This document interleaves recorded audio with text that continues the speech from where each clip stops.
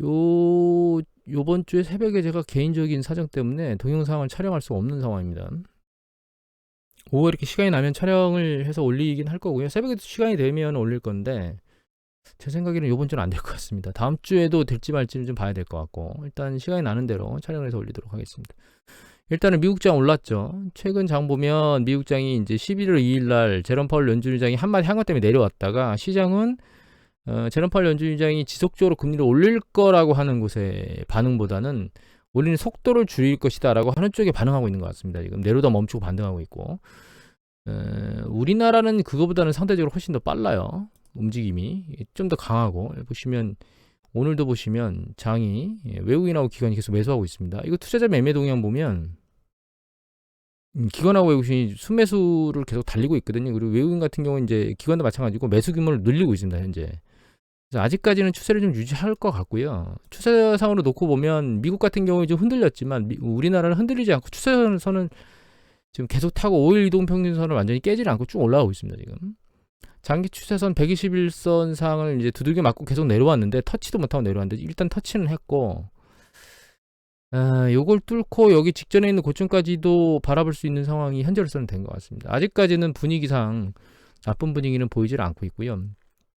다만 지금은 투자 심리가 상당히 불확실하기 때문에 어떤 것도 확정 지을 수는 없습니다. 다만 이제 예전에도 말씀드렸지만 아랫방향으로 움직이는 것에 대해서는 쌍바닥을 친 게 아닌가. 이거는 웬만하면 일단 특정한 이슈가 발생하지 않는 이상 뚫지 않고 힘을 잃고 옆으로 기거나 아니면 머리를 좀 들고 올라가거나 이 두 가지 중에 하나로 움직이지 않을까 이런 생각을 하고 있고요. 중요한 이슈가 곧 발생한다면 아마도 선거와 관련된 건데 제 생각에는 선거는 주식시장에 커다란 어떤 동향이나 이런 것들을 보이지는 않을 것 같습니다. 영향을 미치지는 않을 것 같습니다. 방향성에. 자, 오늘은 그냥 그 경제지표도 그렇고요. 특별히 말씀드릴 게 없고 오늘 제가 동영상을 찍으려고 한 가장 주된 이유는 질문사항에 대해서 답변을 드리려고 해요. 이제 여러 가지 질문사항들이 계속 올라왔는데 제가 챙기지 못했는데 첫 번째는 이제 강의를 하다 보면 그걸 묻거든요. 지금 손실이 나는데 어떻게 해야 되느냐. 일단 가장 먼저 생각해야 되는 거는 아주 단순합니다. 내가 위험자산에 투자할 포지션이 100이 있다면 그 100 중에 얼마나 밀어넣었느냐를 고민해야 돼요. 예를 들면 100을 밀어넣을 사람이 10을 밀어넣고 그 10이 전부 다 손실 났습니다. 100%. 그래야 봐야 전체 금액의 마이너스 10% 손실 나는 거거든요. 하지만 반대로 100을 들고 있는데 100을 다 밀어넣고 그냥 10%만 손실이 났어요. 궤도 마이너스 10%의 손실이거든요.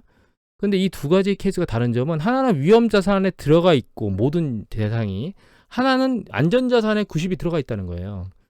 그러면 중요한 거는 지금 시점에 위험자산이 위험에 노출되어 있는데 이걸 어떻게 해야 될 걸 고민해야 되는 거죠. 그래서 결과적으로는 위험자산에 노출된 비중이 얼마나에 따라 얼마인가에 따라 액션에 대해서 상황이나 판단이 달라져야 됩니다. 두 번째는 그 해당 투자 대상 자산에 대한 성격을 잘 이해해야 돼요. 예를 들면 내가 투자한 대상이 삼성전자예요.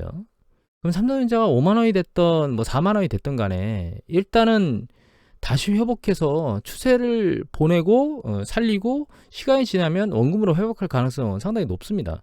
물론 그 기간 동안 지리하게 긴 기간을 기다려야 되겠지만 얼마에 샀느냐에 따라서 다르겠지만 그렇지만 그게 아니고 예를 들면 레버리지나 혹은 3배, 4배짜리를 샀다면 4배라 그러면 한 25% 정도만 밀려도 그 자체가 깡통이 된다는 뜻이거든요. 투자금이 제로가 된다는 뜻이기 때문에 그거는 현재 시점에서 액션을 어떻게 해야 될지를 바로 고민을 해봐야 될 문제 중에 하나예요.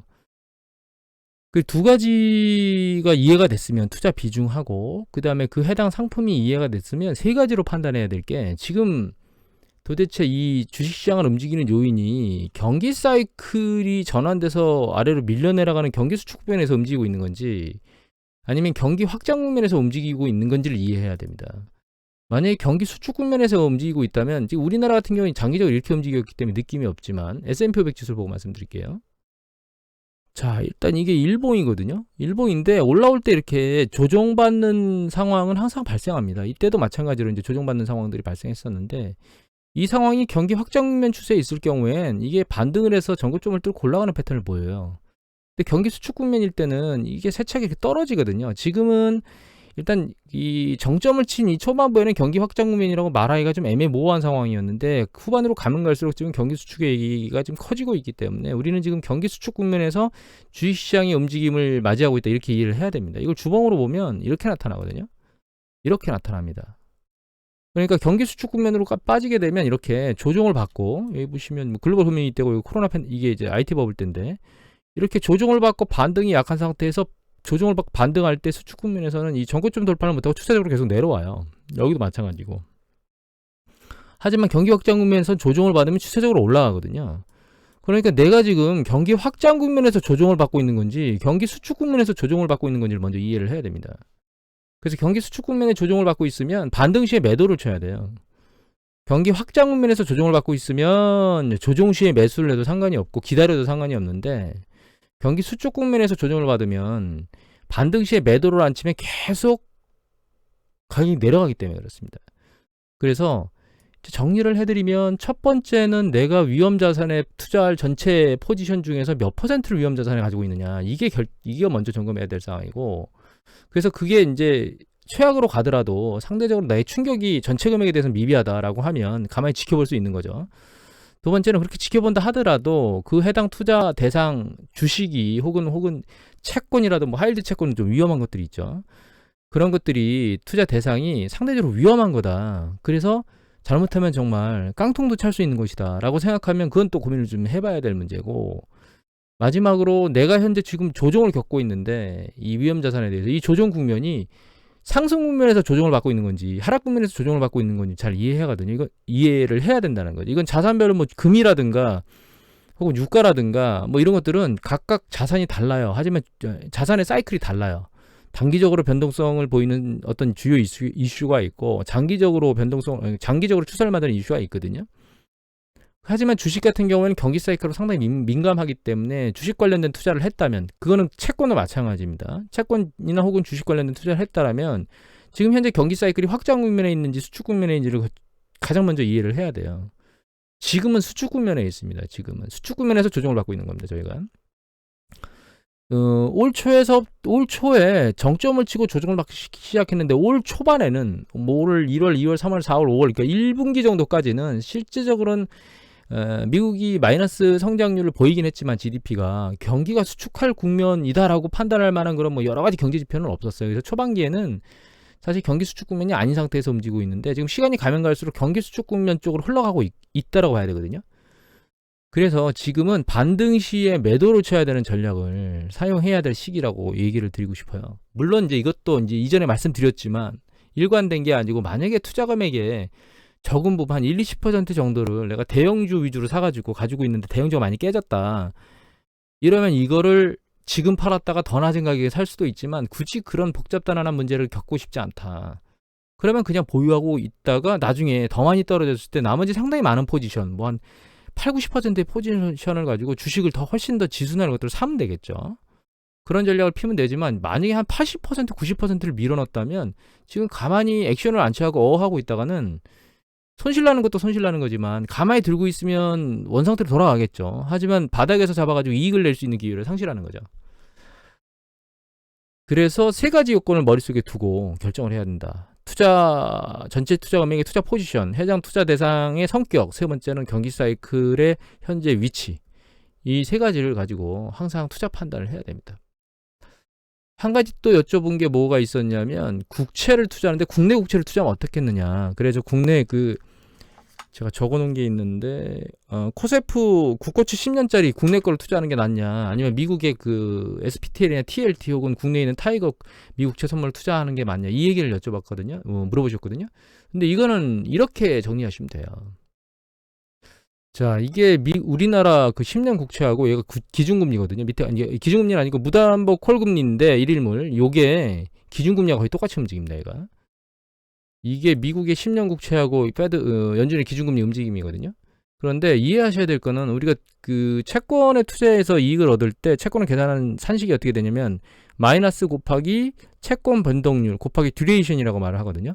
그러니까 예를 들면 10년 국채를 투자했는데 내가 6%에서 투자해서 4%로 10년 국채 수익률이 떨어졌다면 마이너스 곱하기 마이너스 2% 줄었죠. 마이너스 2% 곱하기 10년 국채이기 때문에 10을 곱하게 돼요. 그러면 마이너스 2개가 붙어서 플러스 2% 곱하기 10이거든요. 그러면 20%의 투자 수익이 발생하는 겁니다. 즉 결과적으로 10년 국채 수익률이 얼마나 밑에까지 떨어져서 붙느냐, 이게 핵심이에요. 우리나라 거 투자하는 거하고 미국 거 투자하는 거하고 어느 게 유리하겠느냐는 10년 국채 수익률이 경기 수축 국면이 끝나는 그 시기, 그러니까 우리가 경기 수축 국면을 지나면서 계속 아래로 하락했을 때 어느 애가 더 많이 떨어지는 거가 더 많이 떨어지느냐가 결론적으로는 더 많은 수익을 내는 거거든요. 결정되는 요인이. 그러니까 두 개 중에 어느 게 더 많이 떨어질 수 있겠느냐라고 하는 걸 우리가 판단해 봐야 되는데, 지금 미국의 10년 국채 수익률이 4.17 정도 되죠. 여기 보시면 우리나라 같은 경우도 거의 비슷합니다. 지금 4.26 나왔으니까 한 0.1포인트 정도 차이 나기 때문에 거의 비슷하거든요. 중요한 거는 만약에 세차게 내려갈 때, 경기 수축 국면으로 기준금리 내릴 때 우리나라는 제로까지 못 붙입니다. 우리나라는 기축통화국가가 아니기 때문에 제로까지 떨어질 수가 없어요. 하지만 미국은 제로금리까지 붙일 수 있거든요. 그러면 여기서부터 떨어지는 강도로 놓고 보면 미국이 동일한 수준에서 떨어진 다음에 더 많이 떨어질 수 있는 가능성이 열려 있다고 보시면 되는 겁니다, 사실은. 그래서 한 가지를 비교해 보면, 여기 코로나 팬데믹 일어나기 전에 액션을 살짝 보면 이 우리나라 국채 10년이 2.757에서 여기 보시면 바닥까지 떨어진 게 1.25, 그러니까 한 1.5 빠졌거든요. 이 떨어진 강도가. 근데 미국 같은 경우는 보면 여기 보시면 이때 정점 친 게 한 3.01 조금 넘거든요. 그런데 여기 코로나 팬데믹 떨어질 때 0.5, 0.05까지, 여기 0.66까지 떨어졌으니까 3.1에서 0.66 떨어지면 한 2.5 정도 빠졌잖아요. 그러니까 1% 정도 더 빠졌어요, 연준이. 그건 기준금리를 바닥까지 붙이기 때문에 그런 거거든요. 근데 우리나라 바닥까지 못 붙여요. 그러니까 정리를 하면 10년 국채 수익률이 비슷한 수준의 정점을 친다면 결과적으로 향후에 기준금리를 내리는 폭에 따라서 어느 쪽이 유리한지를 결정할 수 있을 것 같은데, 우리나라는 QE를 할 수가 없는 국가이기 때문에 내린다 하더라도 미국처럼 공격적으로 내릴 수가 없습니다. 하지만 미국은 QE라고 하는 그 추가적인 작동 머신이 있어서 기준율을 공격적으로 내려가지고 거의 제로까지 붙일 수 있거든요. 제로에서 0.5까지 붙이죠. 그래서 지금 관점에서 놓고 보면 우리나라보다 미국 투자하는 게 좋은데, 만약에 여기에다 환율이라고 하는 걸 끼워 보면 약간 변수가 발생할 수 있습니다. 다만 지금 이제 일반적이라면 우리나라 국채를 투자하는 건 안 좋은 거예요. 경기 정점에서 사실 그 주식을 국채나 이런 쪽으로 넘어가는데, 주식을 빼고 일반적인 패턴이라면 경기가 정점에 있을 때 그 해당 국가의 주식 시장하고 통화 시장이 가장 고점에 있거든요. 그래서 일반적인 패턴이라면 국채에 투자하는 것보다는 미달러 국채에 투자하는 게 훨씬 낫습니다. 왜냐하면 나중에 환차익까지 같이 보기 때문에. 하지만 지금은 환율이 일정 부분 좀 많이 올라온 상태이기 때문에 그 부분은 감안하시면 안 되고, 지금은 환율을 그냥 제로로 맞춰놓고 봐야 되는데, 제 생각에는 미국에 투자하나 우리나라 투자하나 큰 폭의 차이는 있지 않을 것 같은데, 선호도를 본다면 저는 우리나라 국채보다는 미국 국채를 더 선호하는 편입니다. 왜냐하면 미국 국채로 몰려드는 사람들이 많기 때문에 결과적으로 아래로 짓누를 수 있는 힘, 이게 무슨 얘기냐면 미국채 10년물을 계속 매집하게 되면 결과적으로는 가격이 계속 올라가잖아요. 그러면 이제 수익률이 밑으로 떨어지는 거죠. 이게 우리나라보다 미국이 훨씬 더 작동이 잘 되기 때문이기도 하고, 또 한 가지 이제 이런 우려가 있습니다. 중국이나 다른 국가들에서 미 국채를 매도해서 시장에서 대응을 하려고 한다. 왜냐하면 뭐 예를 들면 위안화가 너무 많이 올라가니까 시장에다 달러를 공급하기 위해서 국채를 매도해가지고 그 달러 공급을 사용하는 데 이용하거나 뭐 이렇게 할 수가 있겠죠. 다만 그것 때문에 재무부에서 바이백 얘기를 했었습니다. 국채를 사들이겠다고. 그래서 미국 입장에서는 국채 가격, 시장에서 국채 가격이 계속 시장에서 이제 매물이 나와서, 중국이나 이런 쪽에서 매물이 계속 나와서 국채 가격이 계속 떨어지게 되면 10년 국채 수익률이 계속 올라가게 될 거기 때문에 그것도 바라는 바는 아닙니다. 왜냐하면 국채 가격이 너무 많이 올라가면 미국도 발행한 국채에 대한 이자 금액이 계속 올라간다는 거죠. 그래서 결과적으로는 그걸 바라지 않기 때문에 시장에 국채가 몰려 나오면 미국도 그거에 대응하면서 국채를 매집해서 아마 사들이게 될 겁니다. 미국 정부에서. 그래서 그 움직임에 대해서는 감안을 현재는 안 하고 있고요. 이제 최종 정리를 하면 어느 게 유리하겠느냐? 사실 비슷할 것 같다. 근데 선호도는 저는 미국 쪽 SPTL이나 TLT가 훨씬 더 있다. 그리고 지금은 환율 가지고는 측정해 볼 만한 의미가 없다. 왜냐면 환율이 이미 많이 튀었기 때문에 일정 부분 올라간다 하더라도 그게 큰 폭으로 올라가진 않을 것 같다. 내려간다 하더라도 큰 폭으로 내려가진 않을 것 같습니다. 지금 주식시장 저점일 때, 그러니까 그 10년 국채 수익률이 바닥을 찍을 때 그때가 주식이 저점 언저리에 같이 찍거든요. 비슷할 것 같다. 이렇게 정리를 하면 될 것 같아요. 이제 궁금한 사항이 해결됐는지는 모르겠는데 잘 한번 고민을 생각해 보십시오. 그럼 여러분들 저한테 이 채권 수익률 관련돼서 국채 투자에 대해서 물어본 건 아마 내용이 다 정리가 되실 겁니다. 오늘은 여기서 마치도록 하겠습니다.